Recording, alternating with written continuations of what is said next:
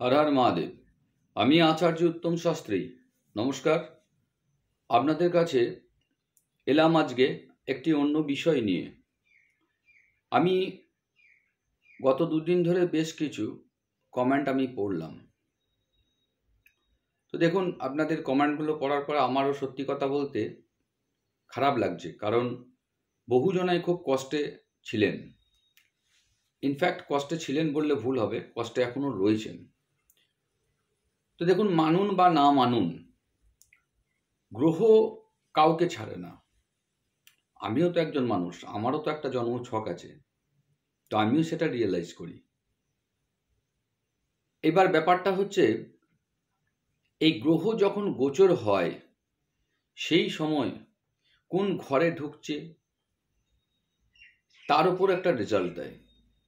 আমি যে প্রিডিকশনগুলো দিচ্ছি, আমি কিন্তু অ্যাস্ট্রোলজার বটি, এটা ঠিক, কারণ অ্যাস্ট্রোলজিটা নিয়ে পড়াশোনা করেছি, আমার একটা ন্যাক ছিল শিখবো সেই কারণে। কিন্তু অ্যাকচুয়ালি আমি কিন্তু হাই স্কুলের টিচার, আমি সায়েন্সের টিচার, আমার ম্যাথ সাবজেক্ট। তো এই বিষয়টাই যে আমার খুব ভালো লাগতো, তো সেই কারণে আমি এটা কালচার করি। এটা আমার কিন্তু কোনো পেশা নয়। তো কালচার করতে গিয়ে একটা সময় আমারও খুব খারাপ গেছে।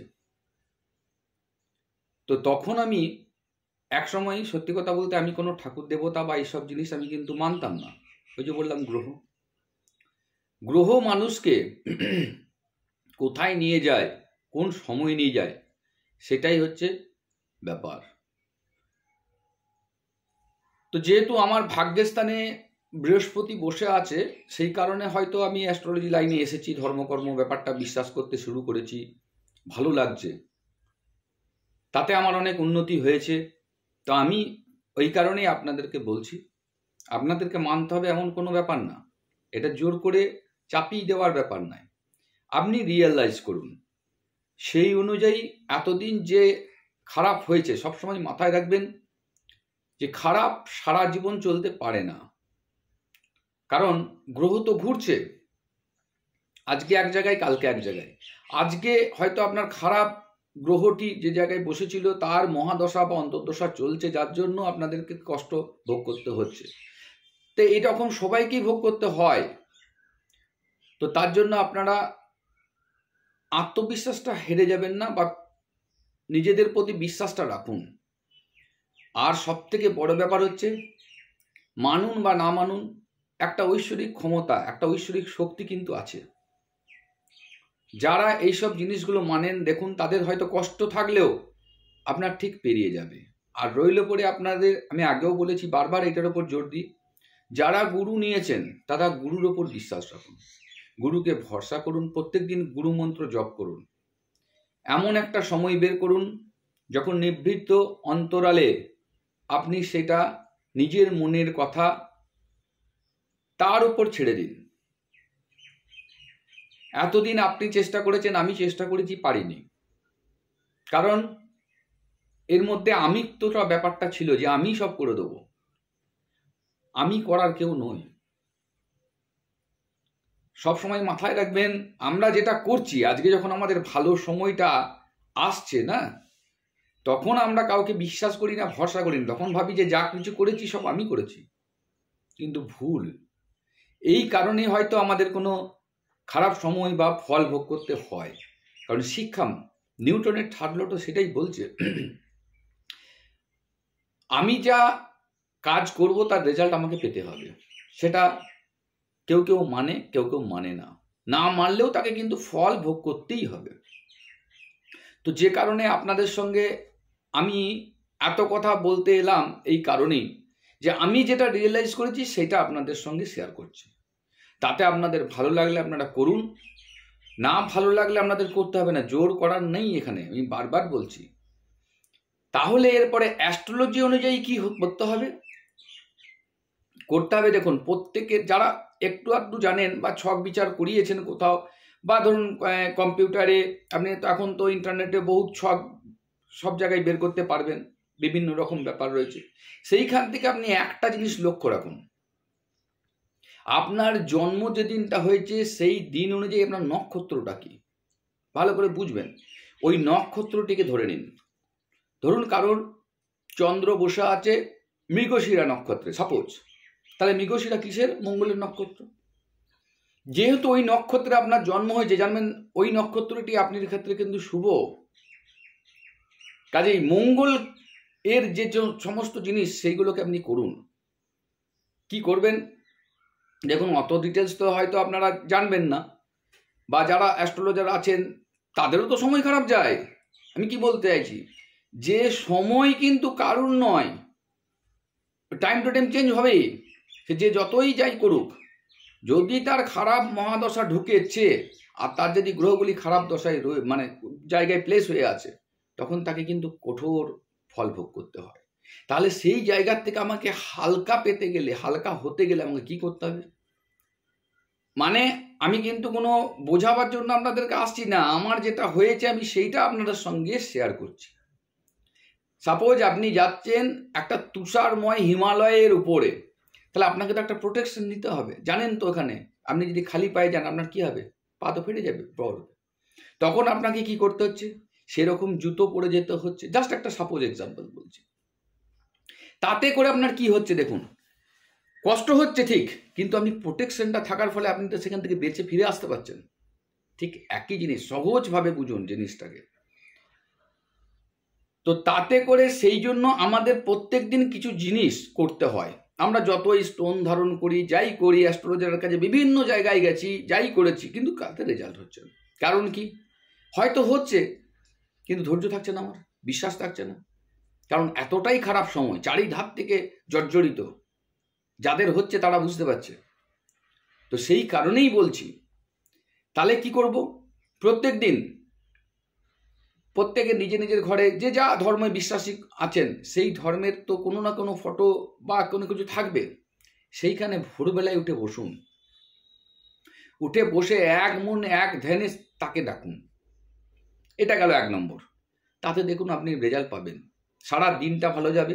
যেখানে হয়তো পাওনাদাররা আপনাকে চাপ দিচ্ছিল বা কারুর শরীর নিয়ে ভুগছিলেন, দেখুন সেটা কিন্তু অনেকটা আপনি শান্তি পাবেন। দ্বিতীয়ত, ওই যে বললাম নক্ষত্র, সেই নক্ষত্র সাপোজ মঙ্গল, তাহলে মঙ্গলের অধিপতিকে, মঙ্গলের অধিপতি আমরা বজরংবলীকে ধরতে পারি। আপনি বজরংবলীর স্মরণে চলে যান, তার কাছে নিজেকে সঁপে দিন যে আমি কিচ্ছু পারবো না, আমার দ্বারা সব শেষ, আমি আর চেষ্টা করতে পারছি না, আমি সব চেষ্টা করে বিফল, তুমি যা পারো করো। প্রত্যেক দিন হনুমান চল্লিশা পাঠ করুন, তাকে এই কথাটাই বলতে থাকুন। কিছুদিনের মধ্যে দেখবেন আপনার মধ্যে একটা মিরাকেল পাওয়ার চলে আসবে। যে আত্মবিশ্বাসটা আপনি হারিয়ে ফেলেছিলেন, সেটা দেখবেন আপনার কনফিডেন্সটা ফিরছে। আপনি আপনার কাজ কোনো না কোনোভাবে আপনার দেখবেন জোগাড় হচ্ছে। আপনার আবার আস্তে আস্তে একটা আশার আলো দেখতে পাবেন এবং একটা আলো দেখতে পাবেন। আমি বলছি না যে ম্যাজিকের মতন আজকে বলবো আপনি কালকে করবেন আপনি রাজা হয়ে যাবেন, না, সেটা সম্ভব নয় কোনো মতে। বাস্তবকে বুঝে চলুন। আর যারা এটা বলছে যে হয়ে যাবে, না, সম্ভব নয়, ওটা সম্ভব নয়, আমি অন্তত বিশ্বাস করি না। এরপর রইল কি, ভালো করে বুঝলাম, তাহলে আমি কি, আমার নিজস্ব নক্ষত্র, সে তো আমার হয়ে ভালো কাজ করবে। তাহলে তাকে যদি আমি প্রসন্ন করতে পারি, তার কাছে যাই, সেই ছবিটা যদি আপনি ধরুন মঙ্গল, তাহলে মঙ্গল হচ্ছে আপনার অগ্নিকোণ, অগ্নিকোণের দিকে যদি আপনি একটা আগুনের ছবি লাগিয়ে রাখেন, তাতে আপনার অলরেডি সেটা ইমপ্রুভ হবে। দ্বিতীয়ত হচ্ছে যাদের ইনকামের সমস্যা রয়েছে, যেমন টাকা আসছে না, ইনকাম হচ্ছে না কোনো মতে, তারা কি করবেন? সেকেন্ড যে হাউস আপনার, মানে ধরুন সেকেন্ড হাউস হচ্ছে কে, ধরুন মেষ যদি লগ্ন হয়, তাহলে তার সেকেন্ড হাউস বৃষ হচ্ছে। সেই বৃষ রাশির অধিপতিকে শুক্র। তাহলে এই যে শুক্র কোন নক্ষত্রে বসে আছে সব আপনি কিন্তু নেটে পেয়ে যাবেন, বুঝতে পারছেন? শুক্র কোন নক্ষত্রে বসে আছে, সেই নক্ষত্রের ঠিক আগে আমি দেখবেন নক্ষত্রের একটা চার্টও ওই জন্য পাঠিয়ে দিয়েছি শর্ট ভিডিও, ওটা একটু লক্ষ্য করবেন। কেন দিয়েছি? আমি যেটা দিচ্ছি তার কারণ আছে, আমি এমনি দিচ্ছি না এগুলো। কারণ আমি চাইছি, আমি যেভাবে এগিয়েছি, আমি চাইছি আরো মানুষ যারা কষ্ট পাচ্ছে তারা এগিয়ে আসুক, তারা আনন্দে থাকুক।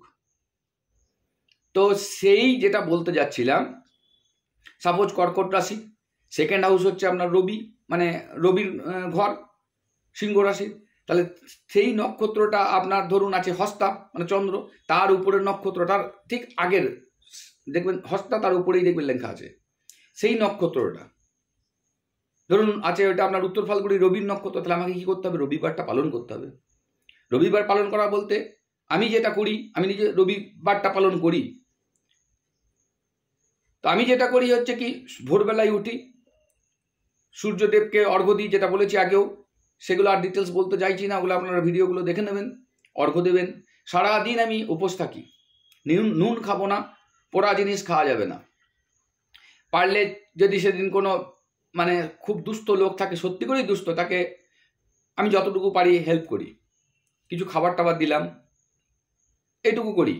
কাক, পশু পাখি, এদের 5 জনকে খাইয়ে তারপর আমি সেদিনে খাই। তারপরে সূর্য ডোবার পর সন্ধেবেলায় আমি ফল মিষ্টি এসব, সেদিন আর অন্য কোনো অন্ন খাই না। তো পারলে আপনারা এটা করতে পারেন। এটা ঠিক 21 দিন যখনই কমপ্লিট হবে টানা, তখন আপনারা দেখবেন 21 দিনের মাথা থেকে আপনারা একটা ভালো রেজাল্ট পাবেন। তাহলে আমি যেটা বলতে চাইলাম যে এই ধরনের আপনারা নিজস্ব সেকেন্ড হাউস, তার যে নক্ষত্র মানে তার যে অধিপতি, তার আগের নক্ষত্রটাকে ধরে নিন। সেই নক্ষত্র, যেমন আমি বললাম যে রবির যদি নক্ষত্র হয় উত্তর ফাল্গুনি, তাহলে রবির দিকটা কোনটা? পূর্ব দিক। পূর্ব দিকে আমি একটা সূর্যের ফটো বা আগুনের ফটো আমি লাগিয়ে রাখলাম, বা ওই নক্ষত্রের ছবিটা বের করে আপনি লাগিয়ে রাখুন। আপনি দেখুন না ইনকামটা কিরকম বাড়ে। মিরাকেল রেজাল্ট পাবেন, বললাম যে মিরাকেল রেজাল্ট পাবেন।